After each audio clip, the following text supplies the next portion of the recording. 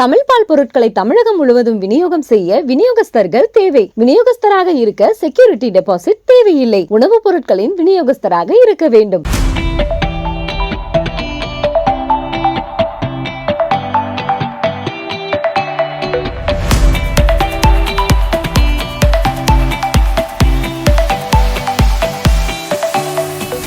கடலுக்கும் நமக்குமான சம்பந்தம் நம்ம இதுவரைக்கும் தெரியாத தகவல்கள். கொஞ்சம் தேடுங்க, கொஞ்சம் மெனக்கெடுங்க. புறநகர்ல இருக்கிற தொழிற்சாலைகள் நிலம் அபகரிக்கப்படுறதை பத்தி அவர் போராடுறாரு.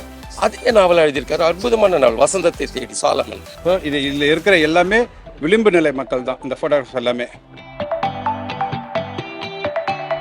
எல்லா ஊர்லயுமே புத்தக கண்காட்சி நடக்குது. அது ஒரு வகையில் அரசு எடுத்திருக்க ஒரு நல்ல விஷயம்னு நம்ம நினைச்சுக்கலாம். இலக்கியத்தின் பேர்ல மிகப்பெரிய கவனம் இருக்கு.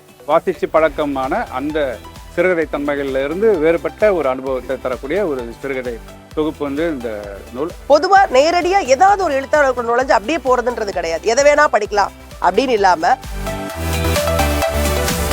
எழுதுறதுக்கான ஸ்பேஸ் அதிகமாயிட்டதுனால வாசகர்களும் ரைட்டரா, எழுத்தாளரா, கவிஞரா ஆகிறதுக்கான தருணம் இந்த இரா. முன்னாடியெல்லாம் இவ்வளவு கிடையாது. இப்போ இங்க இருக்கவங்கள நிறைய பேர் எழுத்தாளர்களா, பெண்களா இருக்கட்டும், ஆண்களா இருக்கட்டும், திருநங்கைகள், திருநம்பிகளா இருக்கட்டும். கவிதை தொகுப்பு, அவருடைய முதல் கவிதை தொகுப்பு. அண்ட் மக்கள் மொழியில அவர் இந்த கவிதைகள் அவர் சொல்லிக்கிறார். பரிந்துரை செய்வதற்கு ஒரு புத்தகம் இல்ல, 1000 புத்தகங்கள்.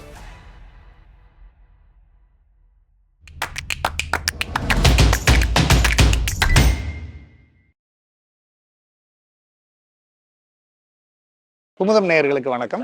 இந்த வருஷம் நாம 2024 சென்னை புத்தக திருவிழால இருக்கோம். இந்த வருஷம் என்ன மாதிரியான புத்தகங்கள் இங்க இடம்பெற்றிருக்கு அப்படிங்கிறத பத்தின ஒரு காணொலி தான் இது. இளம் எழுத்தாளர்கள் இந்த வருஷம் எத்தனை புத்தகங்கள் புதுசா எடுத்துட்டு வந்திருக்காங்க, சர்வதேச தளத்துல இந்த புத்தக திருவிழாவுக்கான வெளிச்சம் எந்த அளவுக்கு கிடைச்சிருக்கு, பெண்களுக்கு முக்கியத்துவம் கொடுக்குற புத்தகங்கள் எவ்வளவு வந்திருக்கு, இப்படிங்கிற மாதிரி பல விஷயங்களை நாம இந்த வீடியோ தொகுப்புல கவர் பண்ண போறோம். வாங்க செக்மெண்ட்டுக்குள்ள போகலாம். 2024 புத்தக திருவிழால என்ன மாதிரியான புத்தகங்கள் அதிக வரவேற்பு பெற்றிருக்கு அப்படின்னு முதல்ல சொல்லுங்க சார். எப்பவும் போல வழக்கமா ஃபிக்ஷன் தான்.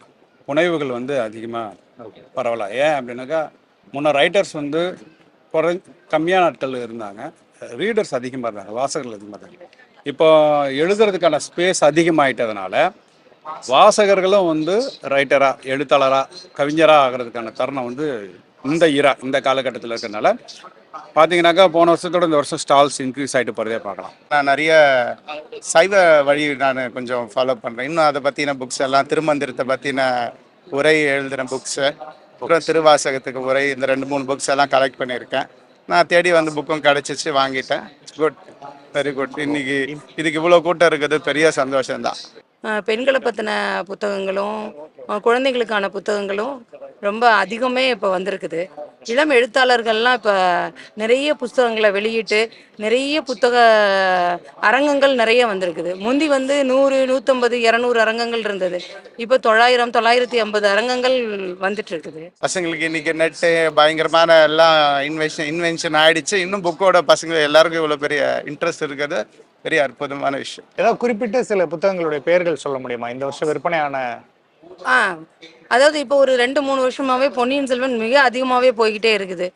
போன வருஷத்தை விட இந்த வருஷமும் இன்னும் வாங்கிக்கிட்டே தான் இருக்காங்க. கல்கியினுடைய புத்தகம், பாரதிதாசன், பாரதியார், அந்த மாதிரியான புத்தகங்கள்லாம் நிறைய போய்கிட்டு இருக்குது. பொதுவாக சிறார் இலக்கியம் சொல்லிட்டு போகிறோம். எந்த வயசுலேருந்து எந்த வயசுல கணக்கு இருக்குல்ல, அதை பொறுத்து தான் அமையும். இப்போ உதாரணத்துக்கு ஐரோப்பியன்ஸ் கிட்ட பெட் டைம் ஸ்டோரின்னு சொல்லிட்டு இரவில் குழந்தைங்களுக்கு கதையை வாசித்து கொடுக்குற வாசி காமிக்கிற ஒரு மரபு அங்கே இருக்குது. அதாவது மரபுன்றதில் அவங்க ஒரு பழக்கமாகவே வச்சுருக்காங்க. காரணம், அந்த குழந்தைங்களுக்கு மொழி முழுமையாக வந்திருக்காது, ஆனால் அவங்களுக்கு கதை கேட்கணுன்ற ஆசை இருக்கும். அப்போ அவங்களுக்காக தயாரிக்கப்படுற அந்த கதை புத்தகங்கள் பேரண்ட்ஸும் கிட்டும் உட்காந்து தான் அதை நிகழ்த்திக்க முடியும் அந்த குழந்தைக்கு.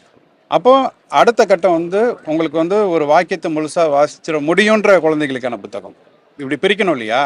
அப்போ அவங்களுடைய கனவுலகத்தையும் தாண்டி அதோட சேர்த்து அறிவுலகமும் சேர்ற புத்தகங்கள் இருக்கும்போது அவங்களே படிச்சுக்குவாங்க. அப்போ பெரிய எழுத்துக்கள் இருக்கக்கூடிய புத்தகங்கள் படிப்பாங்க. அப்போ அந்த புத்தகங்கள் என்னென்ன வந்திருக்குன்னு அவங்களுக்கு தெரியாதுன்னும் போது அந்த அறிவு பெற்றோர்களுக்கோ இல்லாட்டி அவங்களுக்கு வாங்கி கொடுக்கணும்னு நினைக்கிற மூத்தவர்களுக்கு இருந்துச்சுனாக்கா அவங்க வாங்கி கொடுப்பாங்க. நிறைய ஆக்டிவிட்டி புக் மாதிரி எனக்கு வாங்கணும்னு ஆசை. போன வருஷமும் நான் நிறைய வாங்கினேன், இந்த வருஷமும் நான் வாங்கினேன். இந்த வருஷம் வந்து நிறைய டிஃப்ரெண்ட்டாக ஸ்டோரி புக்ஸ் எல்லாம் நிறைய டிஃப்ரெண்ட்டாக வச்சுருந்தாங்க. அந்த ஷேப் மாதிரியே ரொம்ப சூப்பராக வச்சுருந்தாங்க எல்லாமே. ஆக்டிவிட்டிலேயே லெவல்லாம் 4th 5th மாதிரி ஒரு அதில் செக்ரிகேஷன் பண்ணி பிரித்து வச்சுருந்தாங்க. அதுவும் எனக்கு ரொம்ப பிடிச்சிருந்துச்சு. Okay ma'am. சிறார் இலக்கியத்துக்கான ஆசிரியர்கள் நிறைய பேர் உருவாயிருக்காங்க. ஓகே. ஏற்கனவே யூமாவாசிகளாக வந்து நிறைய மொழிபெயர்ப்பு பண்ணியிருக்காங்க. அயல்தாசல் இப்போ நேரடியாகவே எழுதக்கூடிய அளவுக்கு விழியன் இருக்காரு, அப்புறம் விஷ்ணுபுரம் சரவணன், நிறைய பேர் இருக்காங்க. அப்புறம் முக்கியமாக உதயசங்கர் பால புரஸ்கார் விருது வாங்கினார். அவர் வந்து 150 நூல்களுக்கு மேலே வந்து சிறுவர்களுக்கான நூல்கள் எழுதியிருக்கிறாரு. அது அவ்வளவுமே மேக்சிமம் நூல்வனத்தில் கிடைக்குது, நூல்வனம்ன்ற ஸ்டாலில் கிடைக்குது. ஸோ ஒரு குழந்தைகளுக்கான புத்தகங்கள் வந்து முக்கியத்துவம் பெற்று தான் இருக்கு. அண்ட் அதுக்கான ரீடர்ஸ் உருவாகிட்டாங்க அப்படின்றது என்னுடைய பார்வை. இலக்கியத்தின் பேரில் மிகப்பெரிய கவனம் இருக்குது. குறிப்பாக கவிதைகள், சிறுகதைகள், நாவல்கள் மேலே ஒரு பெரிய அக்கறை இருக்குது. அதே நேரத்தில் நிறைய புது புது படைப்புகள்லாம் வருது. அதாவது என்னென்னா நாவல்கள், நானே ஒரு 2 சின்ன ரொம்ப இளையவர்கள் ரொம்ப அற்புதமாக எழுதுகிறாங்க. ஒரு பெரிய மாற்றம் உண்மையாகவே வந்து இலக்கிய திருவிழாவாக மாறுது. புத்தக திருவிழான்றது ஒன்று போய் இப்போ ஒரு இலக்கிய திருவிழாவாக மாறுது. அது அந்த மாற்றத்தை நான் இப்போ பார்க்குறேன். அது ரொம்ப மகிழ்ச்சி அளிக்கிற விஷயமா இருக்குது. எனக்கு கிட்டத்தட்ட ஒரு 30 வருஷமாக வந்து நான் புக் ஃபேரை ஃபாலோ பண்ணுறேன். காகித மில்லத்திலேருந்து. அப்போ ஸ்டால் கம்மி, இப்போ வந்து 800 ஸ்டாலில் இருக்குது. எதனால்? வெறும் பப்ளிகேஷன்ஸ் இன்க்ரீஸ் ஆகிறதுன்றது வந்து எப்படி இன்க்ரீஸ் ஆக முடியும்னாக்கா, அத்தனை புத்தகங்கள் அச்சுக்கு வருது. அப்படின்னா அத்தனை அவ்வளோ எழுத்து வந்து படைப்பாக மாறுது. அப்போ அவ்வளோ எழுத்தாளர்கள் உருவாகிறாங்க. இந்த செயினில் போனோம்னாக்கா அப்போ அதிகமாக உள்ள நுழையிற இடம் என்ன அப்படின்னாக்கா புனைவு தான். போன வருஷம் வந்து ஒரு கையெழுத்து பிரதி வந்தது. வசந்தத்தை தேடின்னு சாலமன் சொல்லிட்டு ஒருத்தர், நான் அவரோட புத்தகத்தை வாசிச்சுட்டு முன்னுரை எழுதிட்டு என்ன இது முதல் நாவல்ன்றீங்க, ரொம்ப அற்புதமாக இருக்கிறாரு, யாருன்னு தெரியாது, ஒரு நண்பன் எடுத்துகிட்டு வந்து கொடுத்தான். வாசிச்சுட்டு அவரை கொஞ்சம் எனக்கு கொடுங்க, அவரை பார்க்கணுன்னா, அவர் சிறையில் இருக்கிறாருன்னு.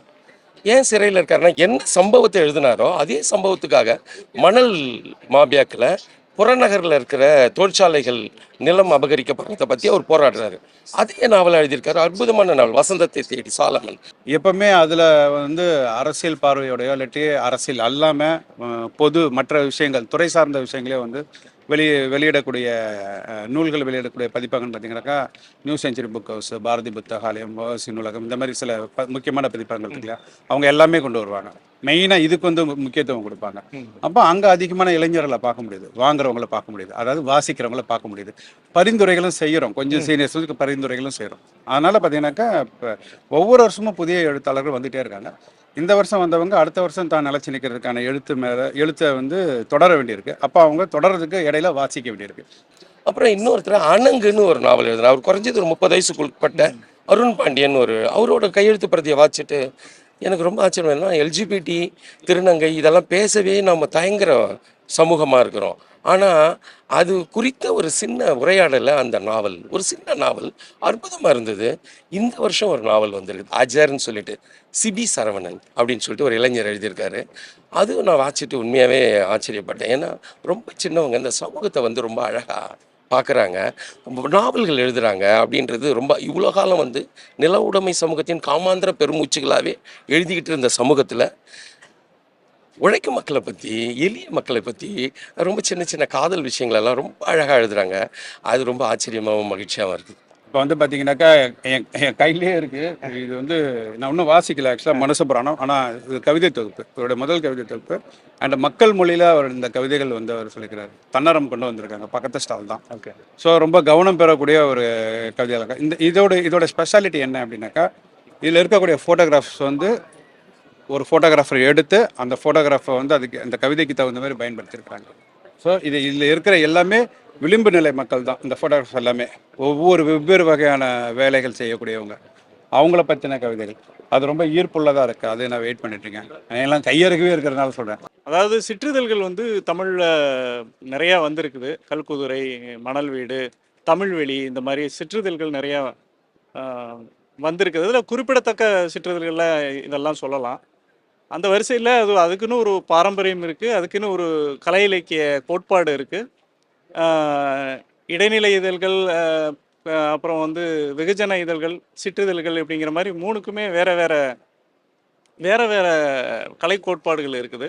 இப்போ சிற்றிதழ்களுக்கு அப்படிங்கிறது வந்து ஒரு சுதந்திரமான ஒரு ஒரு எழுத்து சுதந்திரத்தோட, படைப்பு சுதந்திரத்தோட, ஊக்கத்தோட எழுதுறதுக்கான அவ்வளோ வாய்ப்புகளும் சிற்றிதழ்களில் இருக்குது. இது ஆரம்ப காலத்தில் அக்கு பரந்தாமன், பிரம்மராஜன் போன்றவங்கெல்லாம் அந்த சிற்றிதழ்களை வந்து பெருசாக எடுத்து கொண்டு போயிருக்கிறாங்க. பெண் எழுத்தாளர்கள், பெண்கள் பற்றின படைப்புகள் குறிப்பிட்டு ஏதாவது சொல்ல முடியுமா? அற்புதமாக வருது. தீபிகா நடராஜன் ஒருத்தங்க கவிதை, அதாவது சித்தார்த்தனிலிருந்து புத்தனுக்கு அப்படின்னு ஒரு கவிதை தொகுப்பு வந்திருக்குது. அப்புறம் இவங்க ரே விஜயலட்சுமின்னு சொல்லிட்டு ஒருத்தங்க பிரிதொரு நாள் அப்படின்னு ஒரு நாவல் எழுதியிருக்கிறாங்க. அது ஒரு பெண் வந்து பால்யத்திலேருந்து அவங்க ஒரு இளம் பருவம் வரைக்கும் அவங்க உள்ளத்தில் இருக்கிறதெல்லாம் எப்பயாவது அதை தூக்கி வெளியில் போட்டுருணும் அப்படின்ற ஏக்கத்தோடவே எழுதின ஒரு நாவல் போல் இருந்து நான் வாட்சேன். இன்றைக்கி தான் வாட்சேன் அதை. அது அது ஒரு நாவல் கட்டமைப்பில் இல்லைன்னாலும் இது ஒரு நாவல். இது ஒரு பெண் வந்து தன்னுடைய வலிகள் எல்லாத்தையும் ரொம்ப அழகாக சொல்கிறாங்க. ஒரு சீண்டலை கூட அவங்க வந்து ரொம்ப வன்மத்தோடலாம் அதை சொல்லலை. ரொம்ப இந்த மொழியெலாம் எப்படி வருதுன்னு அது மிக சமீபத்தில் தான் பார்க்க முடியுது. அது எனக்கு ரொம்ப ஆச்சரியமாக இருக்குது. சுயசரிதை புத்தகங்கள் வந்து இந்த வருஷம் எப்படி சார் போகுது? என்ன மாதிரி நீங்க இப்போ சுயசரிதைன்னு போகும்போது பர்டிகுலர் ஆத்தரே எழுதுறதா சுயசரிதை, ரைட்டுங்களா? பயோகிராஃபின்னு எடுத்துக்கிட்டாங்கன்னா ஒருத்தரை பற்றின நூல் அது நிறையவே இருக்குது. முன்ன கிழக்கு வந்து ஏகப்பட்டது கொண்டு வந்தாங்க. அதாவது உலக தலைவர்கள் ஆரம்பித்து எல்லாருமே விளையாட்டு வீரர்கள் பற்றி வந்திருக்கு. அந்த மாதிரி அது தொடர்ந்து வந்துட்டு தான் இருக்குது. எனக்கு எவர் கிரீன்னாக்கா எனக்கு சினிமாவில் ஆர்வம் அப்படின்றதுனால Akira குரோசாவாவுடைய something like an autobiography புத்தகம் வந்து அதுக்கு பிறகு முதல்ல வந்து ரொம்ப முன்னாடி கொண்டு வந்தாங்க. அதுக்கப்புறம் வரலை.